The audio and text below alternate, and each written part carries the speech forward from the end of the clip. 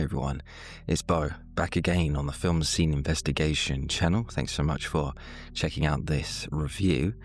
In today's video, I'm going to be taking a look at the 1994 cult drama, Shallow Grave. Now, I first remember seeing this movie many years ago when it was first broadcast on TV on Channel 4. And from what I remember, yeah, I enjoyed it at the time. But as the years have gone on, I've kind of forgotten about it. Anyways, I thought it was about time that I go back and revisited this film and see if it still holds up. Just before we get into this review, guys, if you haven't already, please do consider subscribing to the channel. All the support is greatly appreciated. So, Shallow Grave from 1994 was written by the screenwriter John Hodge and was directed by Danny Boyle, marking his directorial debut. Even though this film was set in Edinburgh, the movie was actually filmed in Glasgow, Scotland, on a budget of around $2 million. Now, when it comes to this movie's narrative, it's centered around three flatmates, Alex, David, and Juliet, who all live together in this very spacious apartment. All three of them had well-paid jobs, so yeah, it wasn't really surprising that between all three of them, they could afford such a big place. At the start of the film, the trio were in the process of finding a new flatmate, someone that could help out with the bills and generally fit in with them. We saw the guys having a good time interviewing various prospective tenants, but no matter how many people that they actually interviewed, no one seemed like the right choice until a businessman called Hugo, who was played by Keith Allen, appeared. Hugo seemed like he would fit in with the group, since he himself was someone that was quite pompous and, liked to talk about himself.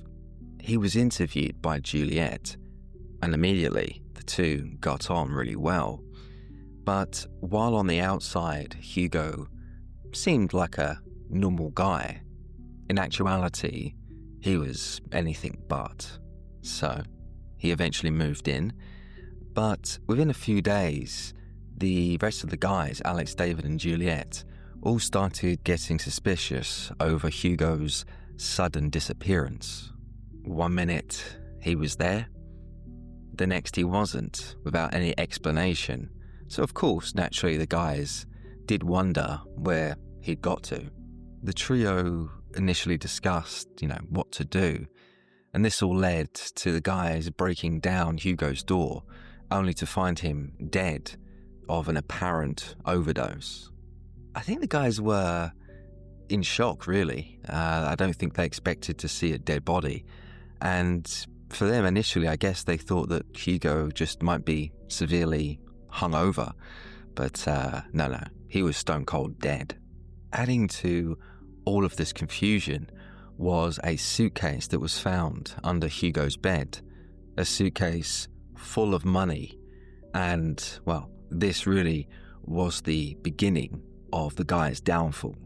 As soon as this suitcase full of money appeared, suddenly Juliet, Alex, and David's judgment started to become clouded. As you can imagine, the debates, the discussions, the conversations all began over what to do with the dead body, but more importantly, what to do with the money. Alex and Juliet made no bones about their intentions. They wanted to spend the money, they wanted to enjoy themselves, and, fair play to them for being honest. David, on the other hand, was a lot more apprehensive. You see, David was the accountant. He was the straight-laced one. So, dealing with dead bodies and suitcases full of cash certainly wasn't his forte.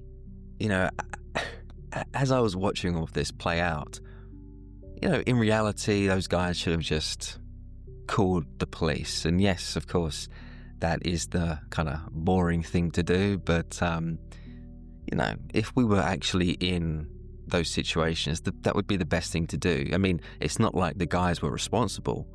But as I said, once the cash was right there in front of them, it clouded their mind.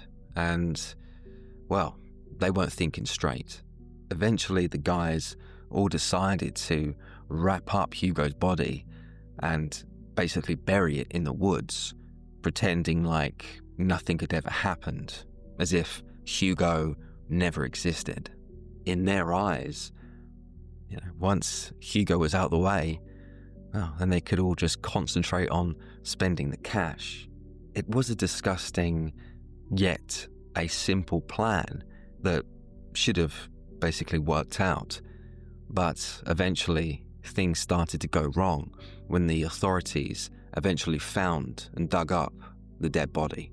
We saw the various teams, the forensics, all the experts at the crime scene digging up Hugo's body, and, so began the police investigation. Alex, David, and Juliet were all subsequently questioned over the disappearance of Hugo by Detective Inspector McCall, who was played by actor Ken Scott. McCall had strong suspicions that one, if not all of them, were involved in Hugo's disappearance, yet he didn't have enough evidence to charge any of them. Not only were the cops sniffing around trying to find information, but the whole dismembering of the dead body had a serious effect, a serious psychological effect on David. We saw the character in the woods, muddy, wet, with a hacksaw, just hacking away. And, that whole situation definitely scarred David's mindset, and he definitely started to act very erratic. While those two had no qualms about taking Hugo's money, David felt very different. He was uncomfortable with that amount of money being in the flat, and his behaviour just became more and more strange.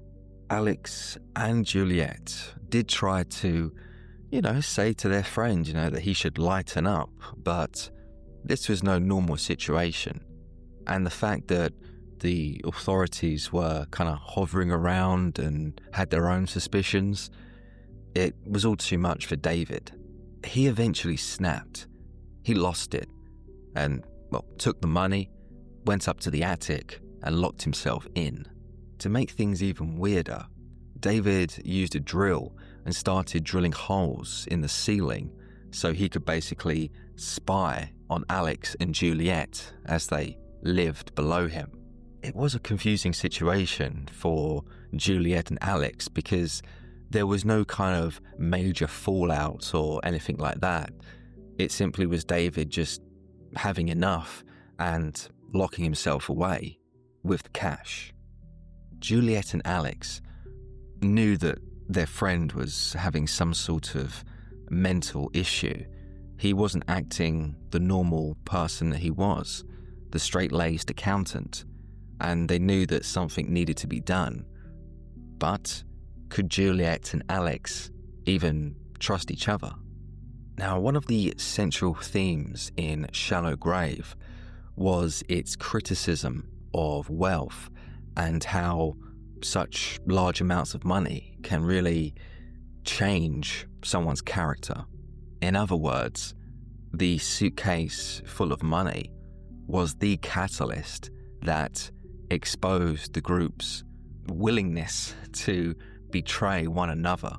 What we once assumed was a strong friendship between three people soon turned ugly once the cash appeared. I mean, by the end of the movie, these guys were a shadow of their former selves. They were completely different to when we'd first seen them introduced. They were fun-loving at the start, very sociable, but as I said, their judgment had just been completely clouded and their moral compass had been truly tested. What was also interesting was the group's rationale behind their heinous actions and how they could, well, basically justify it to themselves. We need to remember that Alex, David, and Juliet, well, they were normal people. They were just young adults living together in a flat in Edinburgh. But as soon as Hugo's money appeared, they started to betray each other and basically prioritize their own self-interests. Me personally, I can see and understand the criticism, and to a certain extent it is true. I mean, once certain people get a certain amount of money, their mindset does change. How many times do we see celebrities or politicians or what have you kind of in their own bubble? Well, that's what they are. They are in their own echo chamber.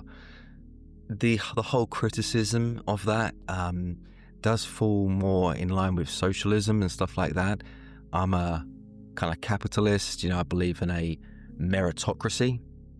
But yes, I can understand the filmmaker Danny Boyle's view on how money really can be the root of all evil.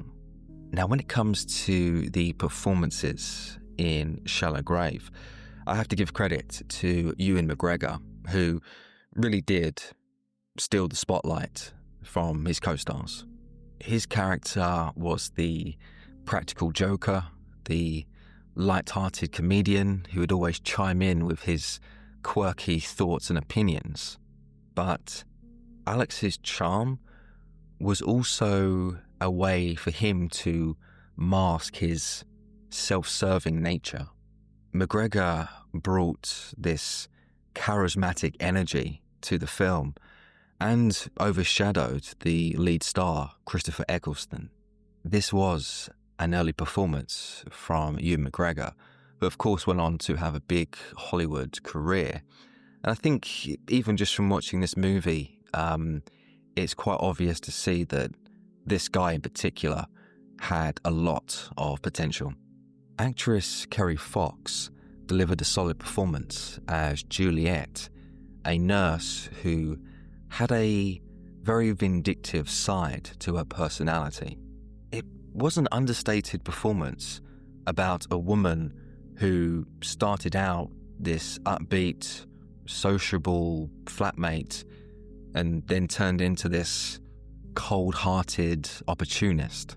She was very good in this movie. I've always been an admirer of Kerry Fox, and I don't really think that she gets the credit that she deserves.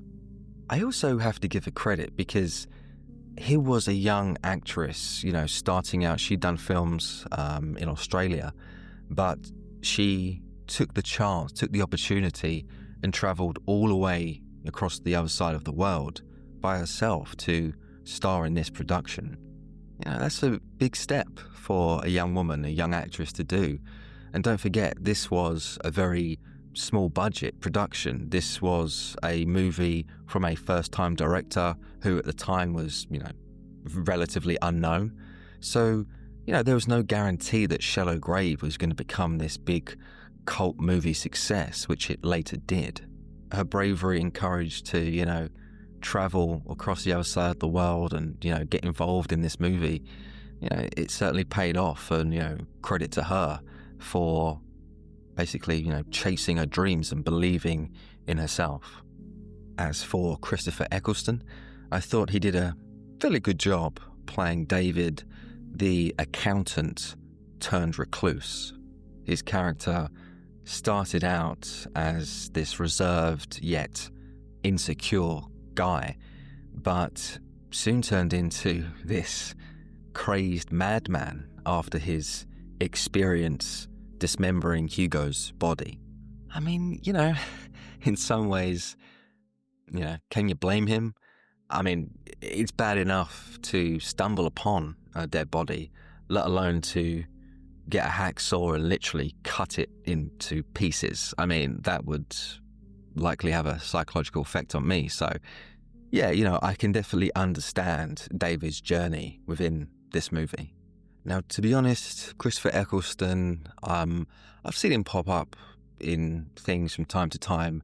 I only really know him from the rebooted series of Doctor Who, which he then quickly disappeared from. He wasn't bad by any stretch of the imagination. No, he was solid. I just think that, he was overshadowed. But nevertheless, this certainly was a career highlight for Eccleston.